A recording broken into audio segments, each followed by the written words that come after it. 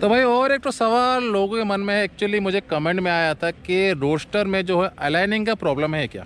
So hello friends, welcome to master blogs official. दोस्तों, तो आज हम एक जो है ओनर से रिव्यू लेके आए हैं। ये है एसडी की रोस्टर, जैसे देख पा रहे हो। और एक जो गाड़ी की डिलीवरी वीडियो मैंने बनाई थी, और आज जो है एक ओनर से रिव्यू लेके आए हैं इस गाड़ी के बारे में। तो दोस्तों, मैं आपको ये भी बता दूं कि जो वीडियो है थोड़ी सी लंबी होने वाली, लेकिन जो आपको जानकारी है वो पूरी मिलेगी इस गाड़ी के बारे में। तो आपको रिक्वेस्ट है कि इस वीडियो को पूरा एंड तक जरूर देखें। तो भाई हमारे साथ आज है श्याम भाई। तो जैसे कि भाई साहब आपने पहले भी इनसे मुलाकात की होगी मेरे लास्ट वीडियो में। तो भाई आज इनसे जानेंगे इस बाइक के बारे में। और जैसे कि भाई आपने अभी क्या इसको लॉन्ग राइड भी लेके गए थे ना इसको? हाँ जी, ये मैंने एक लॉन्ग राइड लेके गया था। करीबन 260 किलोमीटर गया और सेम डे को मैं आ भी गया, मतलब 2-3 घंटा रह के वहाँ पे। तो एक इमरजेंसी आ गया था, तो मैं सोचा मैं बाइक लिया हूँ नया नया, तो इसका परफॉर्मेंस क्या है क्या नहीं, इसको भी थोड़ा सा मैं देख लूँगा। तो उस हिसाब से लेके गया था हाईवे में, और अच्छा था सफ़र। तो जैसे कि भाई अभी लेके भी गए थे, और ज़्यादा तो दिन नहीं हुआ ना, भाई 10-15 दिन हुए। मैंने ये लिया था 4 तारीख को, और आज हो गया 12 तारीख, मतलब 8 दिन हो गया मैं इसमें मेरा उसकी लिए हुए। तो भाई 8 दिन में कितना क्या किलोमीटर आपने चला दिया अभी? मैंने चला है 727 किलोमीटर। तो भाई 8 दिन में 727 किलोमीटर जो है भाई ने चला दिया। तो मेरे हिसाब से जो बाइक को लेकर इनका जो एक्सपीरियंस है, थोड़ा बहुत जो जानकारी इनको तो मिल गया होगा बाइक के बारे में। तो भाई जो बाइक का जो पावर फिगर है वो कैसा लगा आपको? पावर में कोई कमी नहीं है। ये इसमें मतलब पावर जो है ठूस ठूस के कंपनी भरी है। एक टॉर्की मशीन है ये। जब रोड पे चलती है तो किसी को मानती नहीं है, वो चाहे एक एसयूवी कार हो या सुपर बाइक हो। ये जब चलती है तो इसका जो नाम दिया गया है रोडस्टर, तो ये एकदम सही में नाम दिया गया है।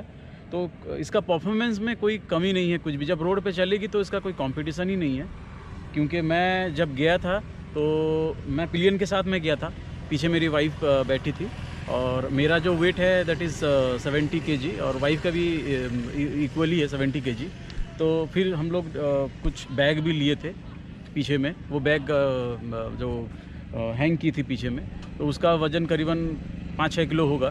तो लगभग ये 150 किलो हम लोग इसके ऊपर में वज़न हम लोग का था। हम लोग गए थे, और मैं जो क्रूज़ कर रहा था दैट इज़ 100, 110, 115 पे मैं क्रूज़ कर रहा था। बीच बीच में 80-90 पे भी जा रहा था, बट जहाँ खाली रास्ता दिखा मैं 100 के पार ले जाता था। वहाँ पे कुछ दूसरे इसके जो रिवील्स हैं, जो कंपटीशन इसके साथ में है, जैसे रॉयल एनफील्ड के कुछ बुलेट हो गए, या क्लासिक हो गए, या मीटियोर हो गए, जी जी। तो उस रोड पे जा रहे थे, बट मेरे साथ में कंपटीशन करने का भी कोशिश कर रहे थे, बट मतलब आसपास भी नहीं आ पा रहे थे। इतना रेंज पे ये जा रही थी। और कुछ जगहों पे मैंने ऐसे बहुत पैनिक ब्रेक मारा है, क्योंकि हाईवे पे आप जानते हो कि कहीं पे भी आप जाते हो तो ट्रक कहीं पे भी घुसा दिया, कोई 2 व्हीलर वाला अचानक से कोई भी आ जाता है, कभी गाय आ गया, कभी कुत्ता आ गया, कुत्ता बिल्ली आ गया।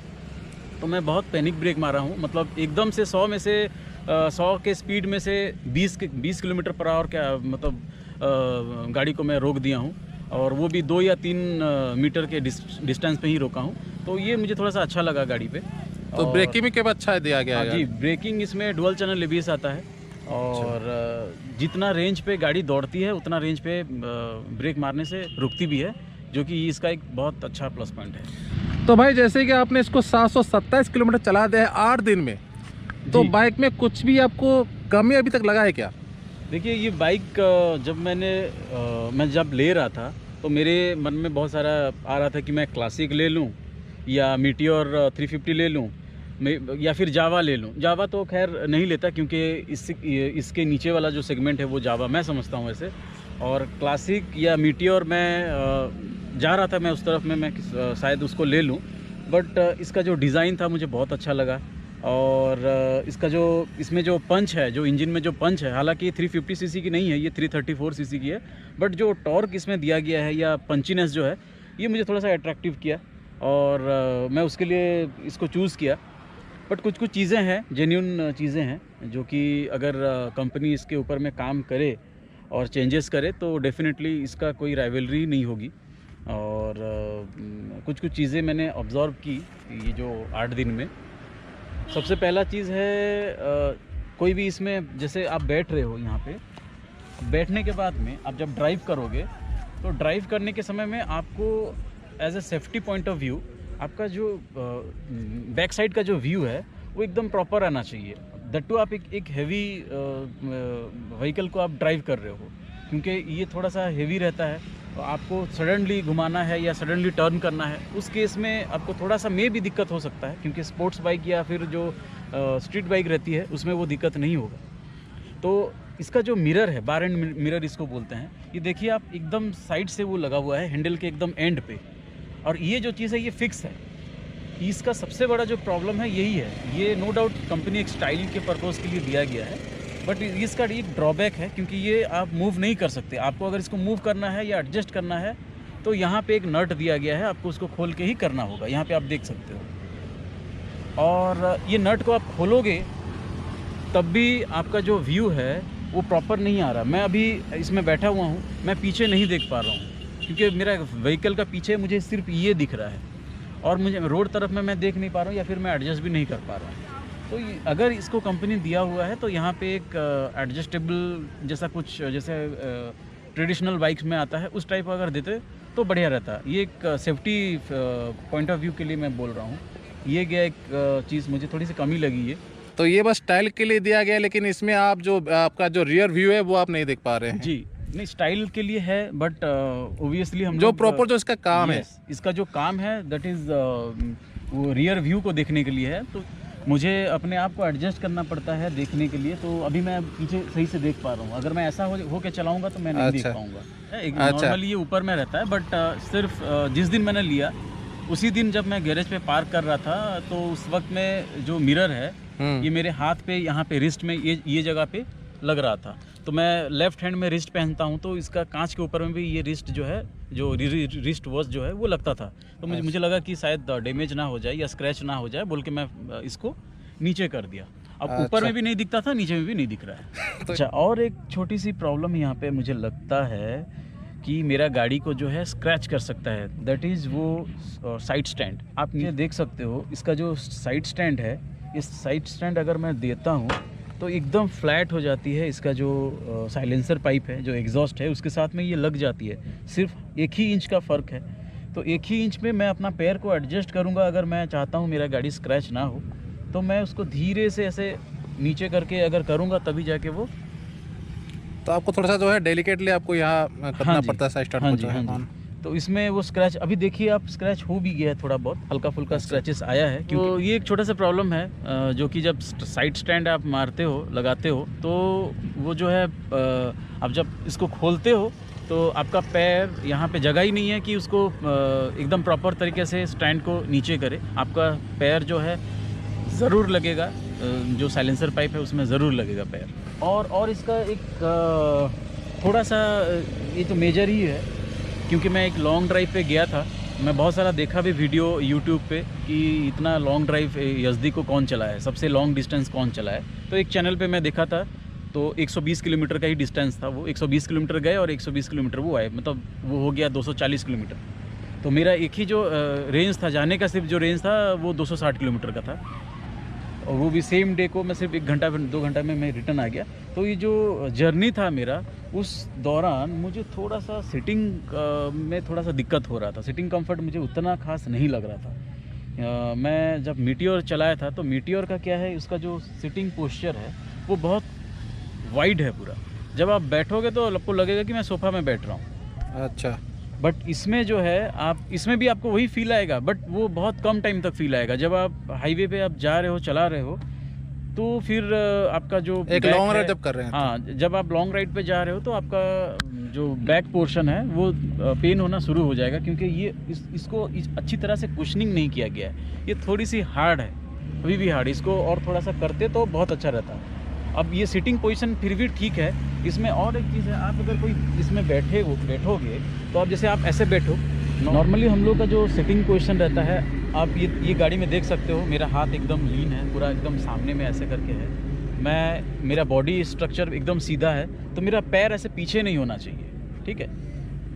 ये स्पोर्ट्स पर्टिकुलर के लिए ठीक है, बट लॉन्ग राइड के लिए यहाँ पे घुटना में पेन होगा ही होगा आपका, क्योंकि आपका घुटना मुड़ के है, बहुत ज़्यादा मुड़ रहा है। मेरा पैर स्ट्रगल कर रहा था यहाँ पैर रखने के लिए, पर्टिकुलर ये पोजीशन में, जो ये एल शेप रहता है, ऐसा ये एल शेप में मेरा पैर जो है स्ट्रगल कर रहा था रहने के लिए, बट मैं उसको यहाँ पे रख रहा था क्योंकि फुटरेस्ट यहाँ पे है।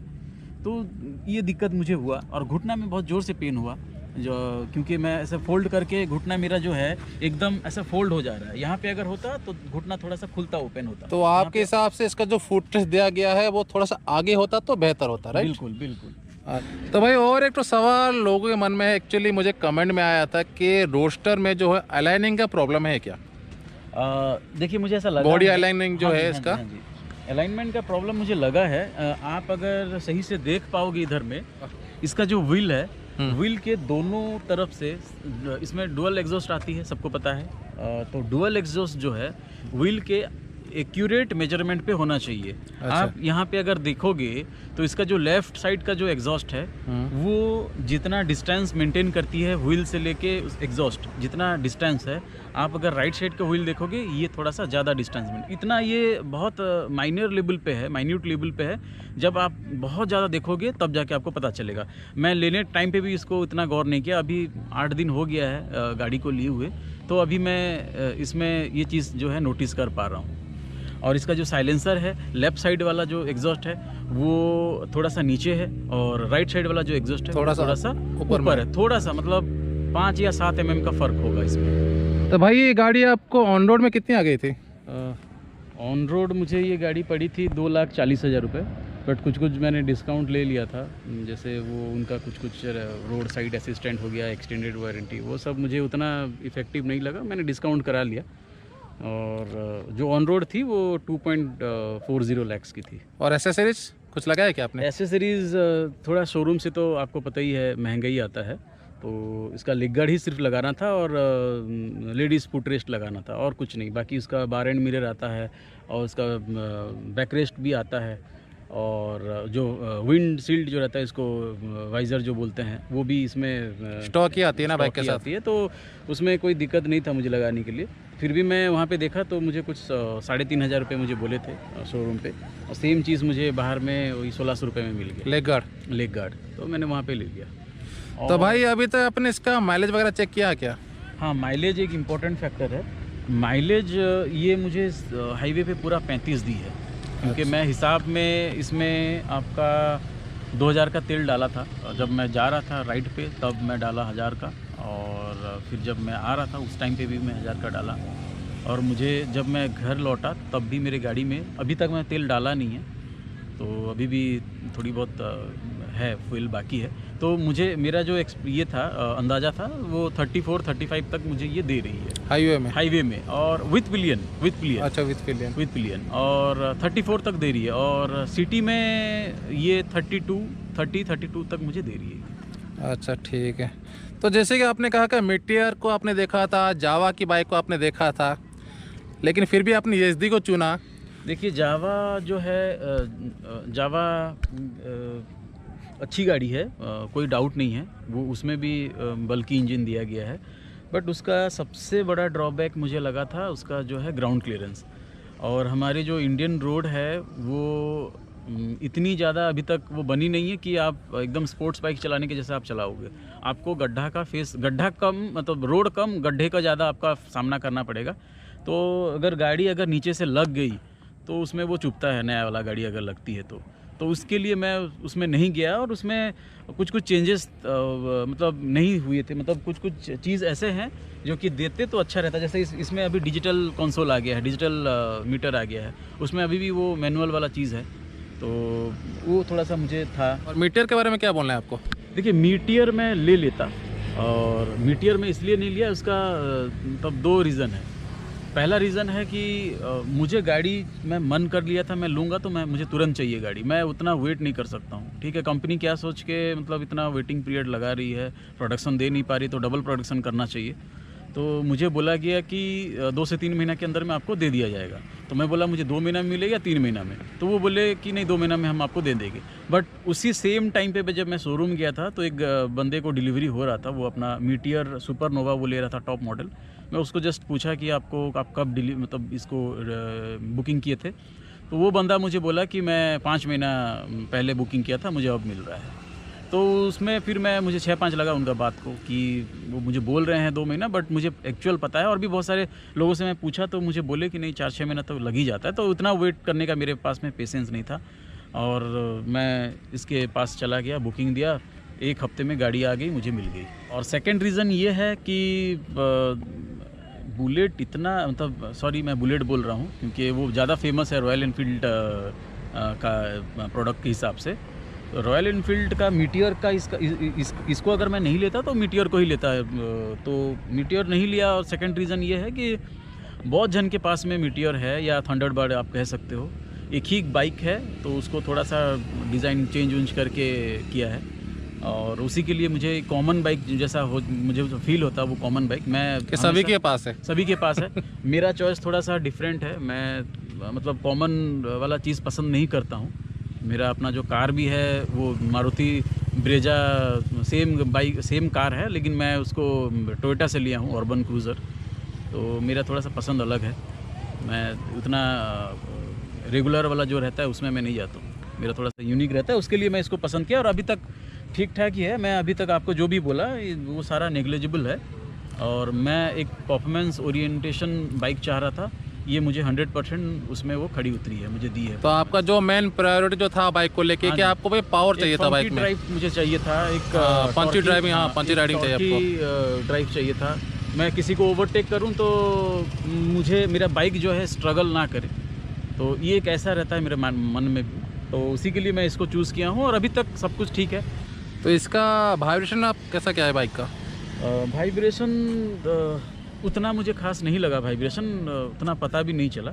लेकिन यजदी में ड्राइव किया था, ये सॉरी जावा में चलाया था, जावा की जो 42.1 है इसको मैंने चलाया था, तो उसका थोड़ा सा वाइब्रेशन इससे कम था और उससे ज़्यादा है इसका वाइब्रेशन। बट चलाने के टाइम पे उतना प्रॉब्लम नहीं होता है। मैं जैसे 100 की स्पीड में क्रूज़ कर रहा था, बट जहाँ पे मैं रोका गाड़ी को, उसके बाद एक्चुअली जब कोई गाड़ी ज़्यादा वाइब्रेशन करती है तो हाथ में वो झंझनाहट फील होता है। जब भी आप गाड़ी पूरा आपका बॉडी फील, हाँ पूरा बॉडी आप गाड़ी रोकते हो और एकदम बैकग्राउंड पूरा एकदम नॉइज़ हो जाता है, पूरा साइलेंट हो जाता है, नॉइज़ी बैकग्राउंड जब आप गाड़ी चलाते हो, फिर उसके बाद साइलेंट हो जाता है, तो हाथ में जो झंझनाहट होता है, शोल्डर वगैरह में झंझनाहट होता है, वो फील नहीं हुआ मुझे। और मैं 100 के स्पीड में चला के भी, आज तक मैं कभी भी 100 के स्पीड में गया ही नहीं। ये मेरा पहला बाइक है, ये मेरा थर्ड बाइक है इनफैक्ट।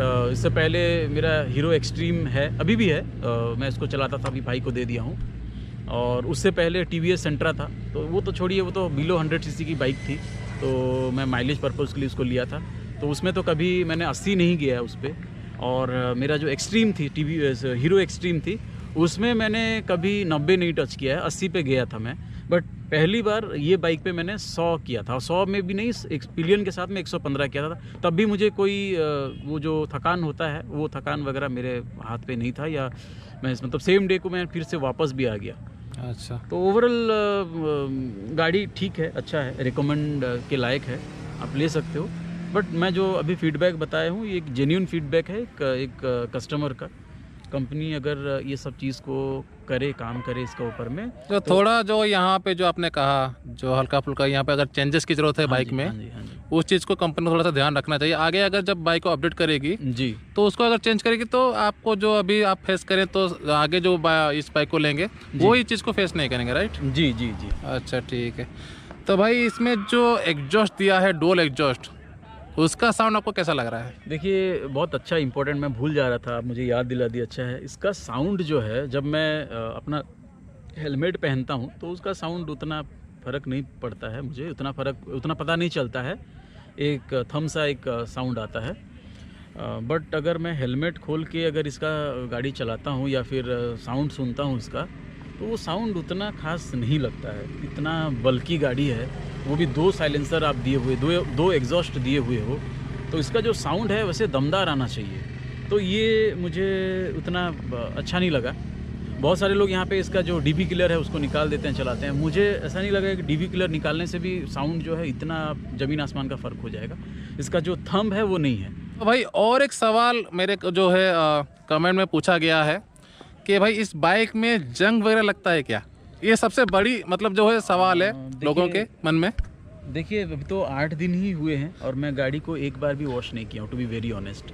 मैं एक बार भी गाड़ी को वॉश नहीं किया। एक्चुअली ये पूछना अभी जायज़ अभी नहीं हो रहा क्योंकि अभी ज़्यादा टाइम नहीं हुआ, लेकिन फिर भी मैं पूछ रहा हूँ। मैं बताऊँगा आपको, डेफिनेटली बताऊँगा। गाड़ी को मैं वॉश नहीं किया हूँ फिर भी जब मैं गाड़ी डिलीवरी ले रहा था उस टाइम पे थोड़ा सा रेनी सीज़न था, 2 या 3 दिन के लिए बारिश हुई थी गाड़ी की, मतलब बाहर पे मौसम में से हुआ था। तो गाड़ी जो है थोड़ी सी चली थी मेरी, रन हुई थी बरसात पे। तो आपको मैं दिखाना चाहूँगा इसका जो एग्जॉस्ट है, एग्जॉस्ट के जस्ट जो उसका जो मुंह है वहाँ पे ही एक रस्ट टाइप का मुझे फील हुआ है। मैं छू के भी देखा तो मुझे लग रहा था इसका जो एग्जॉस्ट के जस्ट मुंह पे ही उसका रस्ट लगा हुआ है। बाकी ऐसा कोई जगह पे मुझे रस्ट का दिक्कत नहीं हुआ है। ये एक वीडियो में मैंने देखा था, जावा की गाड़ियों में रस्ट का भी प्रॉब्लम है कुछ जगह में, बट ये तो SGSD है, ये अलग सेगमेंट पे बनाई गया है, अलग फैक्ट्री पे शायद बनाया गया है इसको, तो मुझे नहीं लगा। फिर भी मैं आज ही इसको देखा, इसका जो एग्जॉस्ट के एकदम जो उसका सामने वाला जो रहता है, जहाँ पे DB क्लियर का जो लॉक रहता है, वहाँ पे मुझे वहाँ पे थोड़ा सा रस्ट जैसा फील हुआ है, और रस्ट हुआ है भी वहाँ। आप बोल सकते हैं कि थोड़ा बहुत जो है, अभी ज़्यादा गाड़ी को टाइम भी नहीं हुआ है, 8 ही दिन हुए हैं, और यहाँ पे इतना कुछ जो है भाई ने बता दिया, सारा कुछ इसके ऊपर खोल के रख दिया है बाइक को। और डेफिनेटली इसका जो फुट रेस्ट है मुझे भी कहीं ना कहीं लगा इस चीज़ को, जैसे कि आप देख पा रहे हैं यहाँ पे इसका जो फुट रेस्ट है, और मेरा जो हाइट है वो 6 फुट के ऊपर, और भाई का जो हाइट है वो 5 फुट 8 इंच का है। तो यहाँ पे अगर इसका फुट रेस्ट मीटर में जैसे दिया है, थोड़ा सा आगे मिल जाता है, यहाँ पे थोड़ा सा अगर आगे दे देता तो आपको बेहतर लगता है बाइक में। जब बैठेंगे, जो गाड़ी बाइक को राइड करेंगे ना, तो जो कंफर्ट लेवल वो और भी अच्छा आपको मिल जाता। ये चीज़ अगर आप भी नोटिस किए होंगे तो मुझे कमेंट करके ज़रूर बताएं ये चीज़ को। ओके, इसका मैं तो आगे का सीट के बारे में आपको बोल दिया, बट इसका जो पिलियन सीट है ना वो बहुत कंफर्टेबल है, क्योंकि वाइफ पीछे में बैठी हुई थी ऐसे करके, तो वो बोली कि मुझे कोई दिक्कत नहीं है, मुझे बहुत कंफर्ट फील हो रहा है। वो भी ऐसे पैर रखी थी, और उसका जो पैर का पोजीशन था वो पूरा L शेप में था, तो उसको कोई दिक्कत नहीं हुआ। और पीछे में एक बैकरेस्ट भी दिया है, स्ट्रॉन्ग और बहुत अच्छी क्वालिटी का बैकरेस्ट दिया गया है, तो वो बहुत इंजॉय की थी राइड को। और एक चीज़ मैं बताना चाहता हूँ, मैं भूल गया इतना सारा बात करने में। इसका जो इग्निशन है या फिर जो लॉकिंग का जो लॉक है इसका, ये दोनों अलग अलग दिया गया। एक इग्निशन ऑन होगा आपका इंजन स्टार्ट वाला, और एक है आपका हैंडल लॉक होगा, तो ये दोनों जो है अलग अलग दिया है। और हैंडल लॉक का जो उसका लॉक है इतना अंदर दिया हुआ है कि आप अगर कहीं अंधेरा जगह पे गाड़ी को अगर पार्क कर दिए हैं और वो हैंडल लॉक है, तो आप बिना आपका लेफ़्ट हैंड यूज़ किए या तो फिर आपका टॉर्च लाइट जलाए आप नहीं खोज पाओगे। क्योंकि मेरे साथ में ऐसा हो चुका है, प्रैक्टिकली मैं बोल रहा हूँ। मैं गांव गया था, वहाँ पे एकदम अंधेरा था, गाड़ी जहाँ पे मैं पार्क किया था। जब मैं गाड़ी के पास गया गाड़ी को ऑन करने के लिए, तो मैं स्ट्रगल कर रहा था वो खोजने के लिए कहाँ है। तो फाइनली मैं फिर अपना टॉर्च लाइट जलाया, हाँ, मैं अपना मोबाइल का टॉर्च लाइट जलाया, उसके बाद वो हैंडल को अनलॉक किया, उसके बाद इग्निशन स्विच को लगाया था। तो दोस्तों यही था जो सारी जानकारी, और 8 दिन के अंदर जैसे कि भाई ने पूरा डिटेलिंग में बता दिया गाड़ी में क्या क्या है, क्या चीज़ें होनी चाहिए बाइक में। इसका माइलेज टेस्टिंग भाई ने कर दिया है। तो भाई पूरा SGD रोस्टर को पूरा जो है अच्छे से एक्सपीरियंस इन्होंने कर लिया है। तो यही था आज का वीडियो, और भाई आपका बहुत बहुत थैंक यू हमें टाइम देने के लिए। Thank you very much. तो दोस्तों यही था आज का वीडियो SGD रोस्टर के बारे में। अगर आपको वीडियो अच्छी लगी हो लाइक कीजिए, शेयर कीजिए, चैनल को सब्सक्राइब करना प्लीज़ मत भूलिएगा। तो मिलता है अगले वीडियो में, धन्यवाद।